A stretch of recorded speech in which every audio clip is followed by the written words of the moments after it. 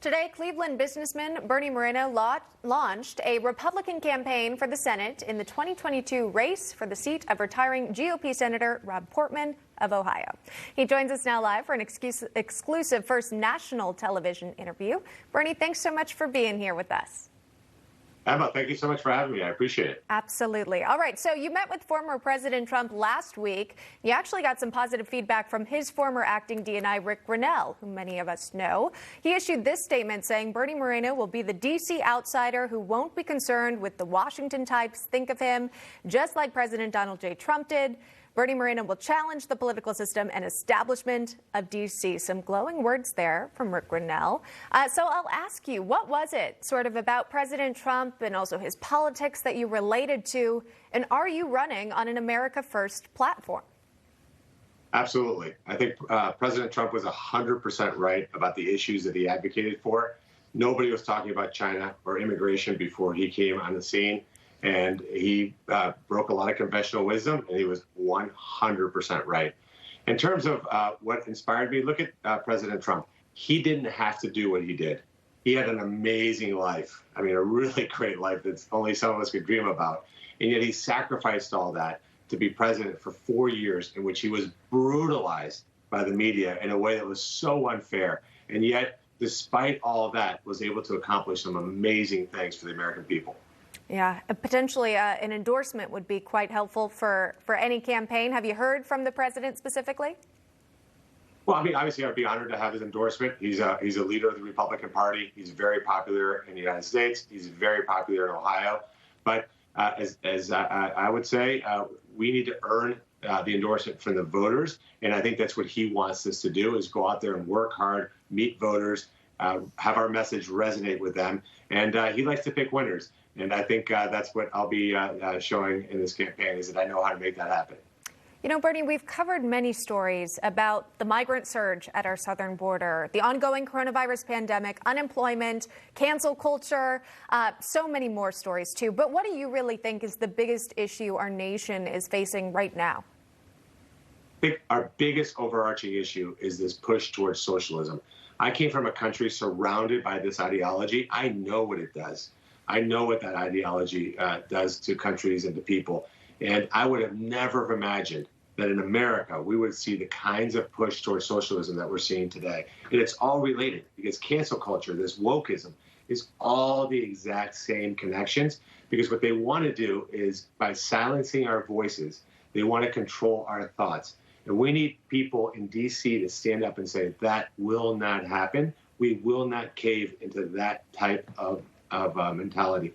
America always needs to be the beacon of liberty for the world. Yeah. Hey, I'm sure that message will resonate with plenty of people in Ohio there. But you've got, quite frankly, a challenging road ahead. Former state GOP chair James Timken, former state treasurer, former two-time Senate candidate Josh Mandel. They're already declaring their campaigns as well. Crowded GOP field. Why do you think you're most qualified to be the next Ohio senator? I've never lost at anything in my life. I never quit at anything in my life. This is something that I'm committed to doing. I don't need to do it. Like President Trump, I'm an outsider, somebody who's accomplished things in their life, built businesses, know what it's like to have to grow a business and make decisions that aren't always easy. And I think what the voters are looking for is somebody who's going to go down there and be a public servant and fight on their behalf. I'm not going to be owned by anybody. I'm not going to owe anybody anything. And I think one of the things that makes me different, like President Trump, is that I'm going to shake up D.C. because I'm going to bring a completely different perspective than the same old politicians that we've gotten so tired of, honestly. All right. Political outsider, Clevelander Bernie Moreno, joining us live here on the program, running for Ohio Senate. We appreciate you taking the time, Bernie. Thanks so much. Thank you. You got it.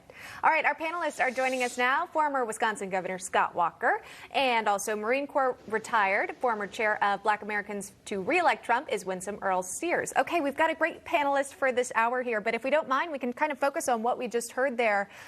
Scott, I'll start with you. Again, the sort of America First candidate we could be seeing in the 2022 election, hearing that we haven't heard an endorsement from President Trump, but there's definitely a meeting here, and we've also heard that President Trump is focused focusing on the midterms.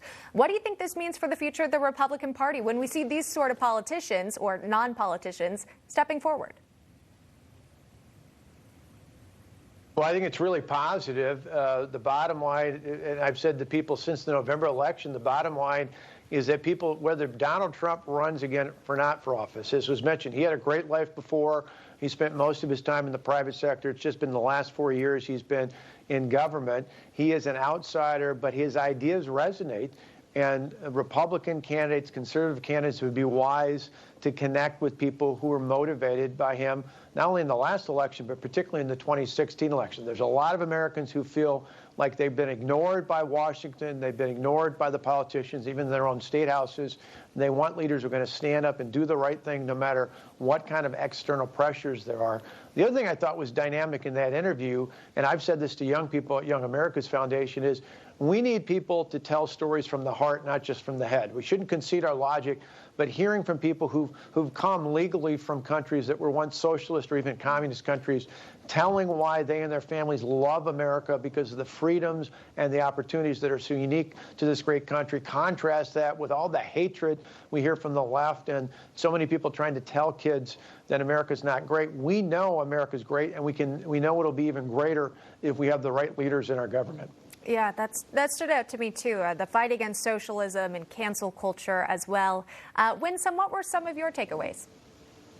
Well, his story reminds me of my father's story coming to America from Jamaica. You know, he came August 11th, 1963 with nothing but $1.75 in his pocket and a suitcase. And this great country gave him an opportunity.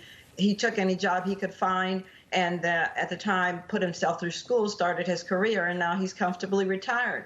You know, many people don't realize that Jamaica had the same kind of flight from Cuba that we had from Jamaica, because we had a socialist Democrat prime minister come to power and say he was going to do X, Y, Z, nationalized everything, scared everybody. People had to flee Jamaica with what little they had.